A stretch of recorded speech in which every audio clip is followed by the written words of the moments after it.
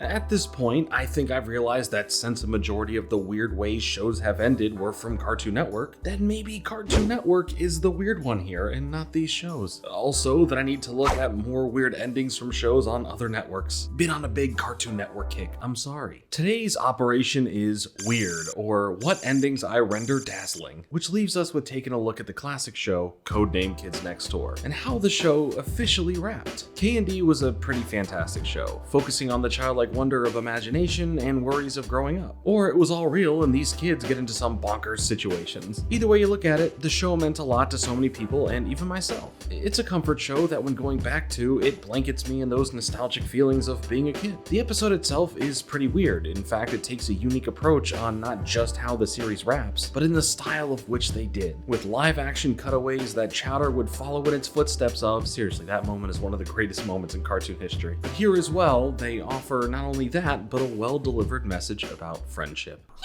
gotta be kidding me!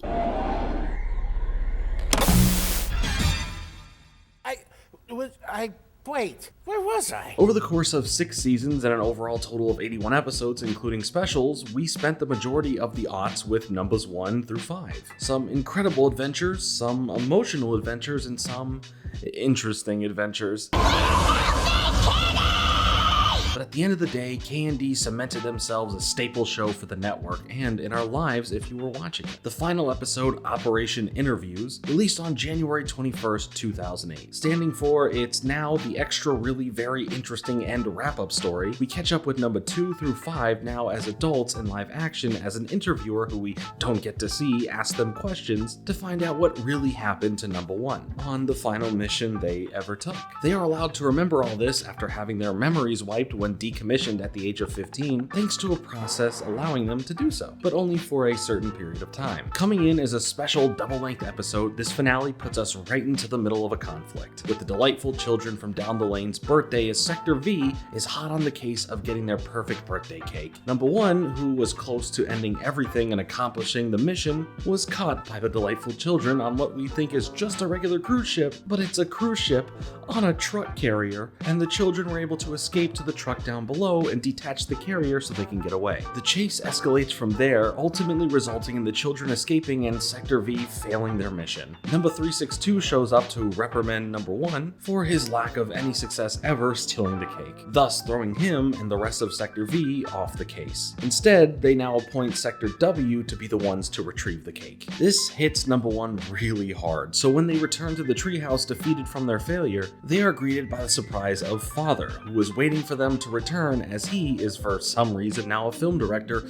making a film based on the delightful kids enjoying their cake, as no one else can ever have it. Numbers 1 through 5 are captured and forced to be the ones front and center to witness this. If you've never seen the show and for some reason you are watching this video, I'm sure this all sounds pretty ridiculous and not making much sense. And to that I say, yeah, that's fair. But trust me, nothing I've said yet falls under that weird category. Back to the cake, as it was about to be revealed, we instead find number 74.239, who had already captured the cake. So yes, the cake was a lie, but this now enrages Father. Now a new mystery is set. Thanks to the return of 74.239, the disappearance of the cake, and now a location to meet at. From failure and off the case and now taking things back into their own hands, Sector V now puts themselves back on the case themselves, while they're technically not allowed to. But they aren't the only ones we shall see. This now brings everyone to the Rainbow Monkey Let's Learn About the Lavatory amusement park, where a series of villains from the show's Rogues Gallery converge, as well as Sector W,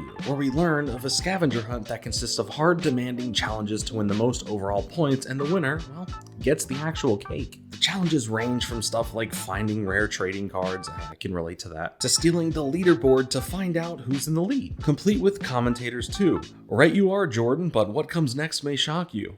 Get it? Because the title of the... Okay, never mind. Throughout these tasks, we see Sector V failing and not being able to keep up with everyone else, even to the point where number 1 lost confidence in himself. But here we get to see how much the rest of the team cares for him and helps make him have that confidence back, especially number 5, where we see how close their personal connection is. Not like number 3 and number 4's connection, as they are married when we see their interviews in the future. And can I just say, look at that bougie glow-up number 4 had. He really came out of his tough dark boy phase and is really in his cool older gentleman era.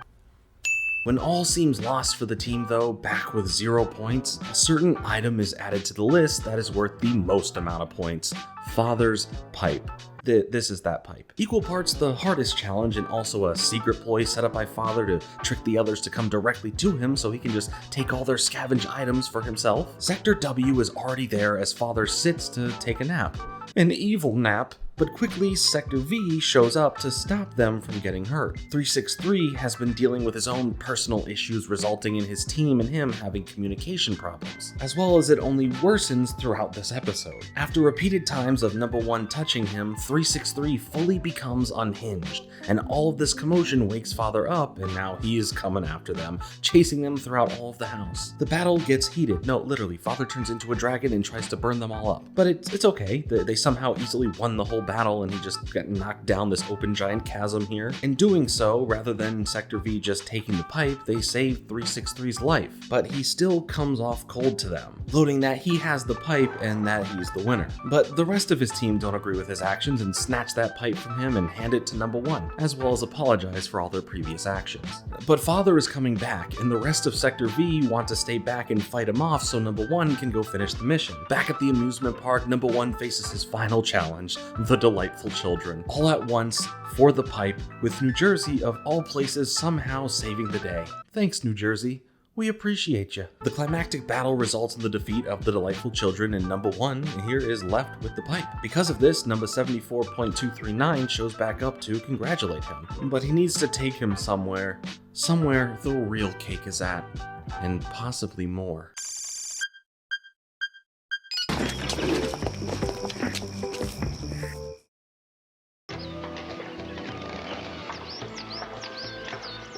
A mysterious booger goo engulfs the two of them as they now appear in a new mysterious location, full of other KND scientists, with what we think is the cake being this giant spaceship now in front of us, but the real cake this whole time was just a cupcake. Number 1 here is confused, but all of this gets explained to him by 74.239. First, he's told about the Galactic Kids Next Door, and only 1 kid from each planet is able to be selected to join. Second, every planet out there needs help fighting back against parents and adults, as adulthood is a disease infecting every planet where kids rule. This mission goes far beyond what we've ever seen before, and number 1 knows he must do what is needed of him. The only problem is he has to leave behind his friends and his family, as they are not allowed to ever know. But that rule is clearly broken, as now number 1's parents show up as he learns his parents were both former members of the Kids Next Door as number 0 and number 999. We already knew about his dad, but the mom was a big reveal. They were granted a temporary ability to remember this information and tell their son Nigel that they are proud of him and understand that he needs to go do this. They say their goodbyes and number 1 gets ready to take off. But just in the nick of time, the rest of Sector V shows up thanks to the tracker device left on Nigel. While a bit annoyed, 74.239 lets them have a chance to say a proper goodbye. Here we get to see some emotional individual goodbyes as we really see how close this team was once again, and why they all work so well together,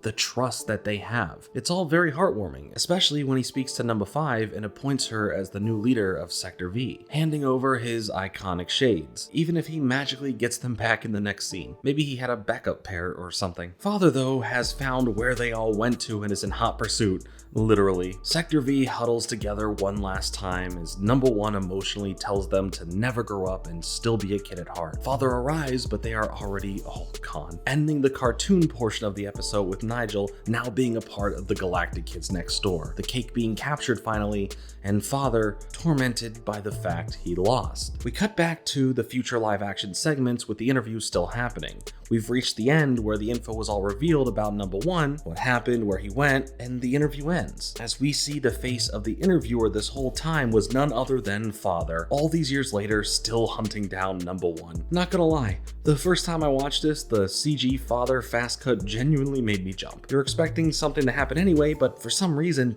it just terrified me a little bit. Now this video will be called the terrifyingly weird way Codename Kids Next Door ended. We follow number 5 now, making a phone call to who we don't hear or see. Number 5 on the phone makes it seem like this was all part of the plan the whole time, time to tell Father certain information to throw him off in a different direction. We then find out the rest of Sector V is going to meet up at the moon base with the person on the other side of the phone, who is revealed to be none other than Number 1, as Number 5 welcomes him back, all ending with a beautiful drawing in the credits saying, "Stay young." It is beautiful and a lot to take in all at once. A finale filled with so much information while at the same time honoring, remembering, and holding on to what made the show special. From the series villains to a ridiculous mission that mirrors earlier missions the crew has gone on, as well as the heart of why this crew works so well as a unit. I think this was one of the best ways that this show could have ended, especially considering the decent length run it went on for. It's weird, however, in the fact of how everything changes so quickly all in the last several minutes. But again, at the same time, it still makes it feel familiar with the themes of growing up, friendship, and keeping that spark that represents childlike wonder. It's just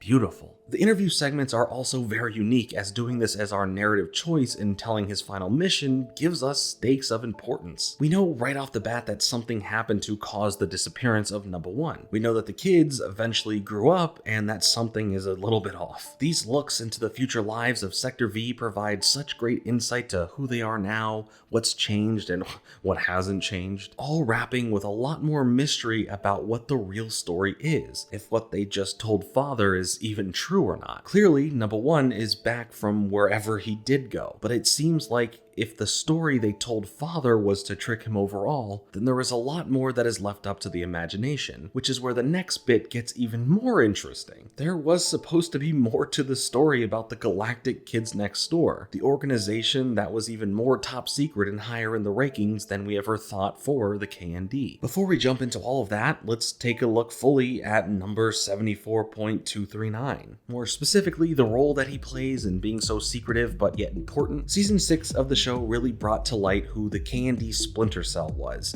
a spin-off of the Kids Next Door that is thought to be full of traitors to the KND. They were shown as these mysterious figures with a labeled goal of taking out all adults rather than just the evil ones. These specific characters would be placed in to set the tone of the overall big mystery which comes to a head in the finale. In the previous episode to the finale, Operation Treaty, we learned thanks to Chad, a teenage KND operative who never stopped working secretly for the KND, that the Splinter Cell is not what it was thought to be. There is something much bigger than what all the characters have known, and that it was a front this whole time for what we later come to find out is the Galactic Kids Next Door. Number Infinity interrupts Chad as he's not allowed to explain this future path to Number 1, and they do the whole nosed goop booger transporting thing again. Gross, but also neat. We are told that these characters were never seen again because, well, we shall get to that.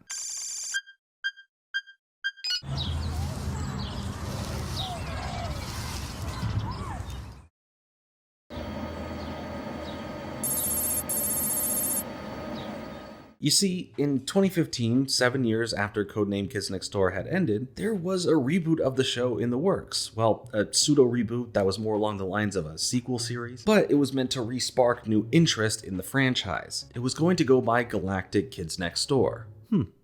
Fitting. This did its job amongst fans of the show online who were ready to revisit whatever was in store for Sector V, space missions, and more. We even got to take a look at some animatics with the same voice cast back on board, but sadly this idea never hit the stratosphere. All that we were left with were those animatics and a website made in the style of a Rainbow Monkey fan club. Really reminds me of those fake Cloverfield websites with the lore pertaining to all the films. Stuff like that really gets me so excited at how in depth the creators would go to expand their creations. There was only one problem with this. Was this all real, or better put, official? This all started to a mysterious post online from Number Vine, an alien of sorts leading you to the Rainbow Monkey website, wherein which after you discover clicking on the nose in the middle, the real version of the website is revealed as a database where you can search any operative to see their status. Using this, you can find out more about the lore and where these characters are in this supposed story to pick back up at, with stuff like number 74.239 having his job complete on Earth, and Father, where it just in all caps repeats danger. But when you typed in Galactic, that's where the real secret begins.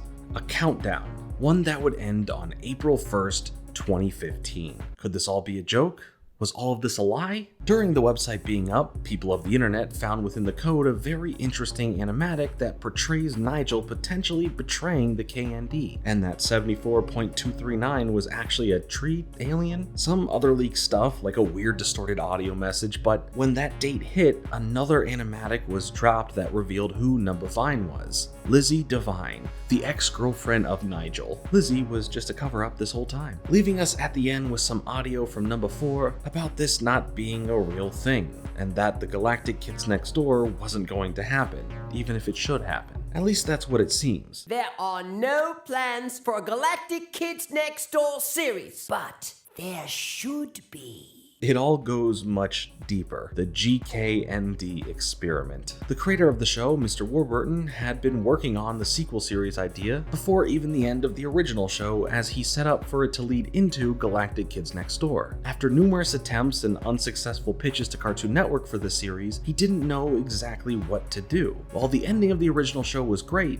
there was so much he had set up for a sequel series. Even at one point tried pitching the pilot of the show as a movie to bring people back in, but alas, Cartoon Network wasn't interested in the project. So much like Ryan Reynolds did with Deadpool, even if he'll never fully admit it, Mr. Warburton decided he was going to go another route, one that would use the internet and fan interest in his favor of getting GKND off the ground. He reached out and collaborated with others from the original show to produce the animatics we spoke about in order to build hype around this project to prove to the network that this show has people foaming at the mouth for it. Even after the animatic revealed that it wasn't technically real, on that same date of April 1st, 2015, a fan petition was created that had over 68,000 signatures trying to help greenlight the show. Unfortunately, as we all know, that didn't really work. But Mr. Warburton himself, as well as the voice actor of Number 4, D. Bradley Baker, had signed the petition in good fun to be right there with the fans in the trenches. While Cartoon Network did take notice of this and saw the fans super glued to their computer screens in hope of this being real, they still passed on the project as a whole. While this is saddening to hear, Mr. Warburton still keeps faith that this sequel will one day become a reality. On his Blogspot page, he fully detailed his journey of the Galactic KND and the experiment as a whole. From his point of view, seeing the interest online of how people were receiving it, especially after the April 1st, 2015 animatic reveal, leaving on the end of the post, "Thanks for taking this ride with me," and all of the operatives who made it happen. If anything, it proved that there are a ton of KND operatives ready to mobilize at a moment's notice, and one day will take over the world. That was said July 19th, 2015. The biggest hurdle was, Cartoon Network owns the IP for Codename Kids Next Door, so Mr. Warburton can't just go and get this made. If they have no interest, unfortunately the show can't go on. And this is where you learn the meaning of it not being called Show Friends, but Show Business. Trust me, I'd love nothing more than to see this show become a reality. Will we ever see this idea come to fruition? I don't know. The fan base of the show is still as strong, if not more strong, thanks to new fans from over the years checking the original series out. So maybe one day. Whether it's the same idea or not, there is always a chance that Codename Kids Next Door will receive another operation. In that same breath though, where we left off with the finale was genuinely and shockingly fantastic. If it were to officially end here with nothing to ever come from this property again, it was satisfying as a fan of the show, and it ends it in a way that is true to what the show was. Operation Interview should serve as a blueprint for respecting the audience, respecting the rest of the show that came before it, all while diverting expectations in a way that leaves you surprised in a show that had already done so many big and memorable things. I love doing this series to go back through a show, seeing how the endings contrast with the series as a whole, and why I think they will become memorable or will live on as an example of being able to wrap up a series the way the creators intended, since that usually seems like a rarity. And the passion from the creator fighting hard to make this sequel series is something commendable. At least we got to see some official, unofficial brief looks into what could be and some fun things to ponder on as fans. We are seeing many shows get reboots, continuations, and specials all over the place, mostly on places like streaming services, so it can easily have a shot once more since Codename KND is streaming on HBO Max. Guess it's just a wait and see thing now. I'll leave you with this final spark of hope. If you go to the Rainbow Monkey website now and type in Galactic, you'll get to see something new. The full nearly 4-minute animatic that was uploaded on February 19th, 2021. with the title of the video labeled Stop the GKND 2021. It was uploaded unlisted on the Warburton Labs YouTube channel. What does this all mean? Maybe one day it'll all make sense. Let me know your thoughts in the comments on the ending of Codename Kids Next Door, as well as what you think are other great shows with shockingly weird endings. The word weird doesn't mean bad, by the way, I want that to be stated. For me, it's something that means different, special, or unexpected, and I have the utmost respect for these shows when I speak about them. Thanks so much for watching. Make sure to hit the like button and subscribe for more content like this. I'll be back with another video really soon, but until then, later.